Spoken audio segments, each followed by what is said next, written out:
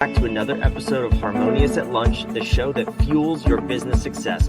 I'm Brandon Gano, your host and guide through the world of harmonious business growth. Today, we're unlocking powerful strategies with industry experts to help your business thrive. If you're a business owner, entrepreneur, or executive, you are in the right place. Join me and our incredible guests today on the journey to clarity, growth, and success. It is time to revolutionize your approach to business. Let's dive in with another episode of Harmonious at Lunch. Welcome back. We got some more bite-sized business advice for you, and we have two amazing guests. The topic for today's episode, check this out, from $7 in the bank to building a seven-figure business. I don't want to brag, but I have $10 in the bank, so I don't know if this episode really applies to me, but let me welcome my guests, Chad and Holly. Guys, welcome to the show. Oh, thank you for having us. Thank you. Man, it was no joke. I'm excited to talk and share a little bit about it. I want to dive right in because with a title, a topic like that, there's so many questions that come to my mind. But what did that point in your life look like? And then we'll get the backstory. But what is $7 in the bank? What was happening? Yeah, so we were actually living with our accountant at the time. So we went from living with my mom, and we had an agency, and we were like, we've sold a couple of projects or whatever, did some stuff, and we're like, we're gonna go nomadic and just go live on the road. Laptop lifestyle, like all the way. And then we completely ran out of money, and our accountant is a good friend of ours, and she was like by where we were going, which is Orlando, and we're like, hey, we're out of money. And she's like, come live with me. And I'm like, until when? She's like, until you get whatever figured out. And so we moved in there, and we got her grandson was living there. He got moved to the couch, and we got moved into his room. And if you think 13-year-old smelly bedroom, and then so that's where we're living. And then like she had this extra office that we ran our business out of, and I'm just like hustling like 24 hours a day, basically looking for clients. And it was crazy. Like speaking of like our last $7, I remember so distinctly we were hungry and we're like, well, let's go to Tropical Smoothie. We split a sandwich between the both of us, and we had this conversation of like, okay, this is not working. Like, what do we need to do to turn this around? Because I don't ever want to live this kind of life ever again. Yeah. I mean, there's nothing like single digit bank accounts to really wake you up, right? That's interesting though. So you wanted the laptop lifestyle, which is, it's all over the internet. It's what everybody seems to want, but it's harder than it looks, first and foremost. So tell me what got you to, because you were doing something right before, it sounds like, and then you got down to this point. So what was that journey of decline, if you will, and what did you learn along the way there? I think it's a constant cycle of hustling and then going, we're going to take our foot off the brake, and not creating the system. So let me actually fast forward a little bit. We started doing well again. I have all my hustle, got the clients, hand them off to Holly. She's also working this like side gig, doing some stuff over here. And I remember very distinctly that she's like standing against a wall, and she just started sliding down the wall, and then started fully convulsing. And we're like calling 911, and 911 call comes, takes her to the hospital, and we're like freaking out, like what's going on? I have no idea what's going on. And it was really scary. And essentially what happened was that she was burnt out from like she was the delivery of all of our funnels. So we landed like 40K worth of funnels in like a week. And so now she's delivering that plus doing this other side gig at the same time. And it was just a lot of stress, right?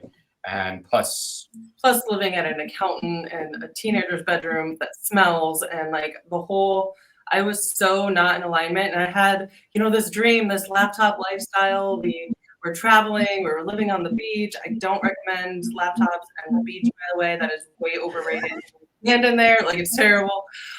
And to go from that to like nothing, like no clients, no business, no nothing.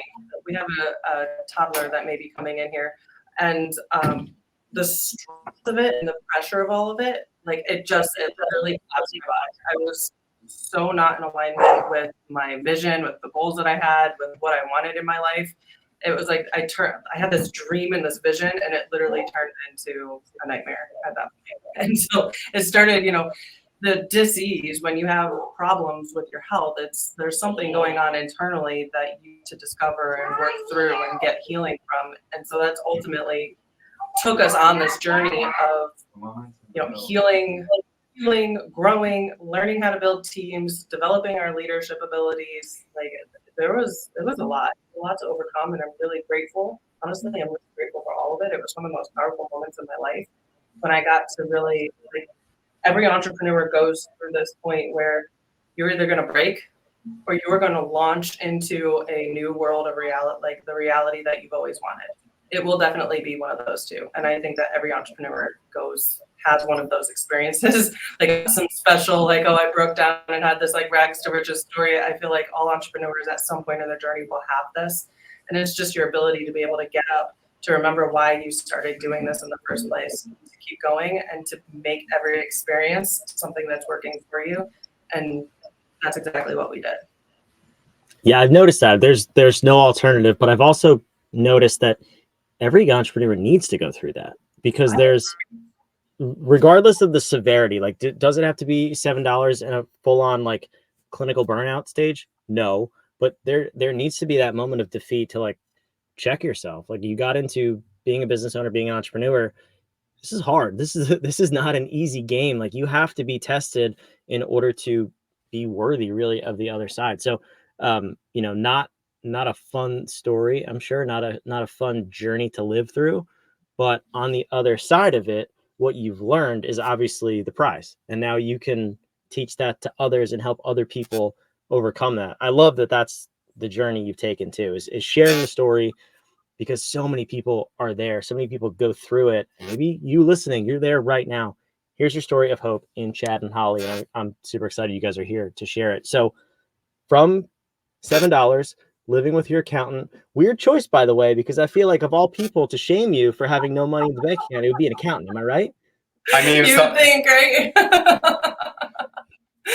She's so loving and has so much grace. She's literally one of our dearest friends to this day. So yeah, that was an interesting thing.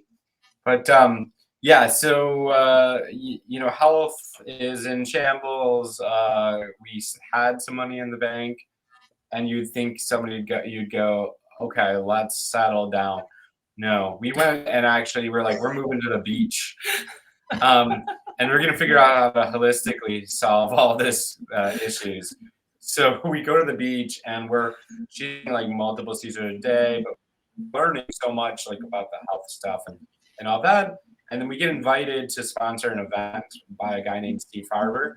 And so we go to California and sponsor this event. And we actually, what we learned at the event, the whole theme was do what you love in the service of people that love what you do. And that's why it sunk in so deeply with us, because one of the reasons we were burnt out is we were working with the wrong clients. We were working with everyone. We were working with people. I'm building these big funnel systems for knee pain doctors. And I'm like, this is the most boring, I just couldn't get excited about it. I was doing it and it kind of sucked. Yeah, and so we're like, oh, we need to. So everybody always teaches find people that you can make the biggest impact with, that has the money, that's just really easy to get results for, and then that's who you should serve. And we added, you have to love doing with them. So now we only work with clients that if we wouldn't take you out for dinner and hang out with you, you're not welcome to be a client. And then we're now having this event in person, and if we aren't willing to invite you and hang out with you for a weekend, you can't join our one-on-one clients. So it's really being discerning on who we work with and being very picky on clients is really important. Yeah, I think that's an important lesson too, because I've had a number of conversations with people where they build businesses kind of by accident, and the clients that end up coming in are not really who they set out to serve in the first place, but it's money, it's income, you got to pay the bills. And then it's so hard to turn that around and actually find the people who you do want to work with, who you would go to dinner with or go on vacation with. So I'm curious, how did you guys go and turn that around from knee pain doctors to people who you actually enjoy working with? Like, what was that transition and process? So that event was really important, and we just happened to have a couple of our clients were already there. One of them was a publicist, and the other one was a neuroperformance coach. And so we're like soaking this in. I'm like, whoa, do what you love in the service of people who love what you do. Like, what would that be like? Who is that? And so we went out, and the publicist, she's an amazing woman, awesome, love her, and she was very for herself, which is nothing wrong with that, right? But it was just a different energy than the neuroperformance coach.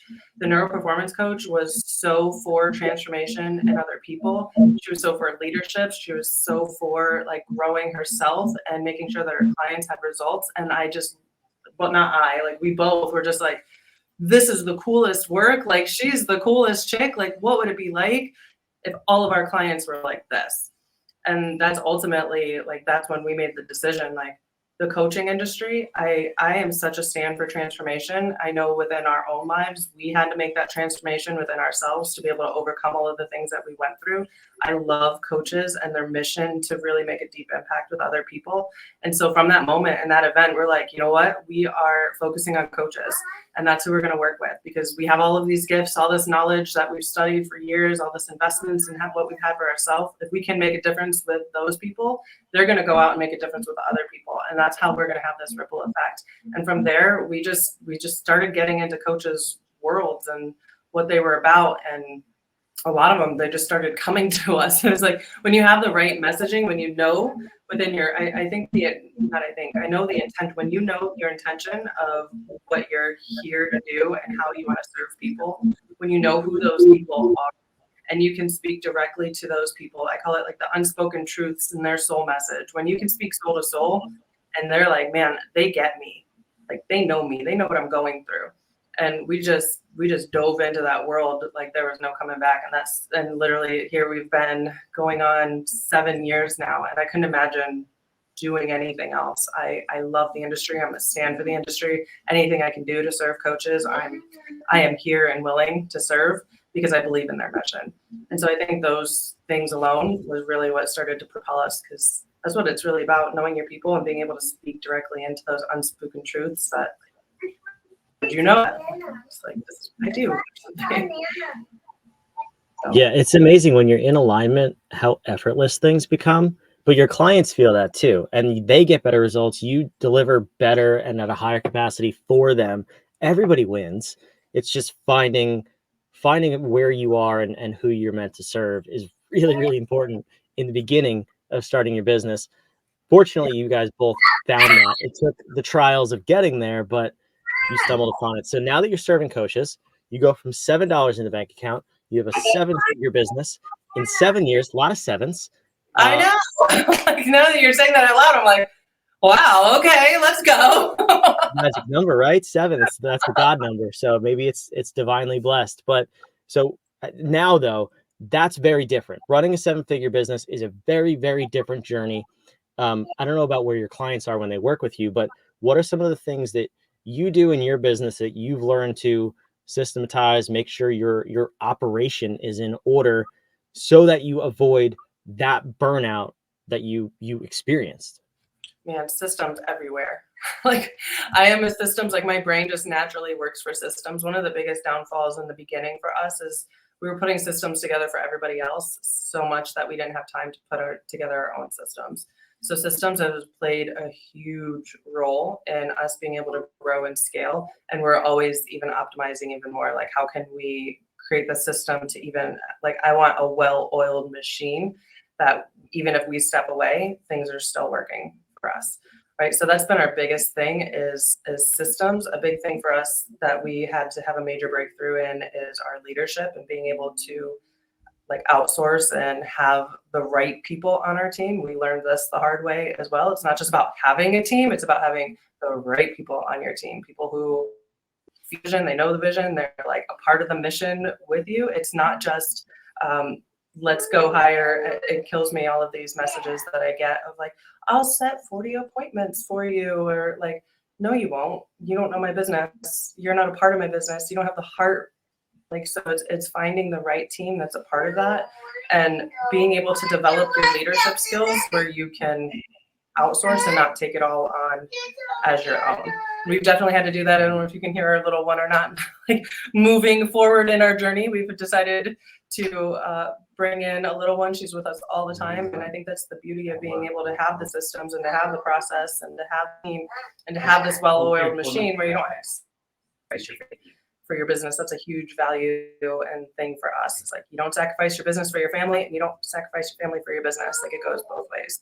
So that's been a huge part, is really creating systems and in every area, right? So there's systems that's going to attract the right people to you. So how you're creating, we have a whole system of how we create content, our content ideas, how they're going out into different platforms. We have a system for like reach outs and conversations and enrollment, and like, how can you create your, because we work with coaches, so in particular for them, how we create their coaching program so that they're not burning themselves out. And it still has that touch to it, right? Because coaching is kind of it's a different type of business where you're doing, whether you're doing one-to-one or if you have a group program, or like how you structure it is going to be in a big way of if you're going to be able to get to 7 figures or if you're going to burn yourself out. You're giving a lot of energy to people, and you're taking on, and you get to hold a lot when it comes to transformation. So I think ultimately building your emotional intelligence and building your systems and your leadership are probably the most important. If I had to say what's going to get you to 7 figures, those would be the 3 major ones. Do you have something to add? No, that's good. Yeah, I think the for coaches in particular, that's like the quintessential solopreneur industry, right? Is you are the product, you deliver it, coaching, therapy, whatever, doctors even. It's hard for, I see a lot of those people getting stuck in growing their businesses because they don't understand the leadership, the hiring, the outsourcing, delegating, all that stuff.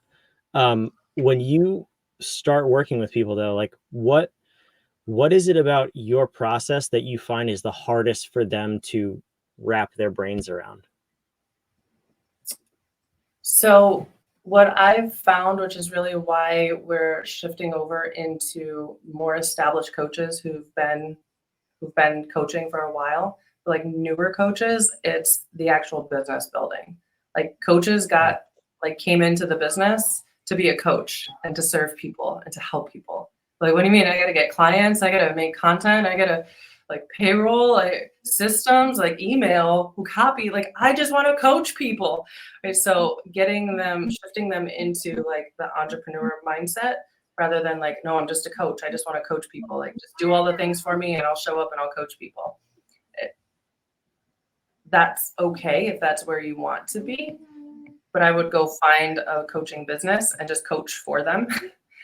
Otherwise, you have a whole skill set of learning how to be a business owner and really having the entrepreneur and getting through all the hurdles and being able to hold all of it. Yeah, that's my argument for everybody. Whether you're a coach, solopreneur in any industry, that's the one thing that I get a lot of pushback on. Is I always tell people, if you just want to deliver the product, go work for somebody else. Like, don't have the ego around I have to be an entrepreneur or a business owner, because you're not a business owner. If you can't step away, you're a job owner.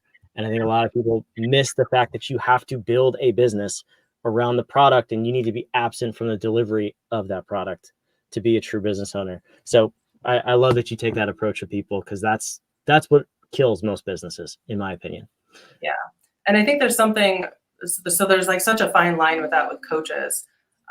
It's like they want to be the one-on-one, but then can still be in your business and deliver. Like, because there's a lot of like, I came to be a coach because I love being with people. Awesome. You totally can do that and structure it in a way that like it's such a small, like, so we work with a lot of clients and our delivery time per week is maybe 2 to 3 hours with our clients. Right. Where a lot of coaches are like, I'm working 8 hours a day back to back. Like, what are you talking about? So make sure your program in a way where you're still making a deep impact with clients. You're still there. You're doing the coaching. You're just have your model structured more effectively to be able to scale. I love it. This is fantastic. So I put your website on the screen. You have a momentum profit plan. I'm curious, what does that look like? And if someone goes to take that, or to take you up on your offer, what are they going to get? Yeah, so it's literally a checklist of like how we teach our clients like to go out. Like I mean, this is like coaches mostly, but before we had coaches. This is one of the things that we didn't get into is that Holly ended up having seizures so much that she lost her memory and ended up creating a model out of like with no memory, like basically just looking at what works and what doesn't work for our clients. And what we realized is this process was one thing that worked for every niche. It didn't matter as long as you're willing to work on, like build online. We had a construction company. They built a small little group, found other like local groups, and then brought people into their group, all about extending their home. But mostly it's the step-by-step things to do on a day-to-day basis to start building your following, to find people that are ready to hire you. And then eventually it's really how to take it and then hand it off to somebody else, so then you can leverage it and create a system around it. So it's really an all-encompassing system. That's amazing. Well, that's super cool that you have that checklist in place. And I think that's the one thing, like I said, that holds most people back is they don't know how to build a business with them not at the center of it. So I encourage you listening wherever you are, go download that checklist and make sure you're setting your business up for success so that it can be delivered without you having to work 8 hours a day, 60 hours a week, or whatever that may be. So Chad and Holly, thank you both for being here. This was a great episode. Awesome. Yeah, I appreciate it. It was great being here. And for you listening, make sure you are subscribed wherever you are. All of the links that we mentioned, if you're not watching, they will be in the show notes as well down below. Make sure you go take up Chad and Holly, download that checklist, and we'll see you on the next episode of Harmonious at Lunch. Thanks for being here.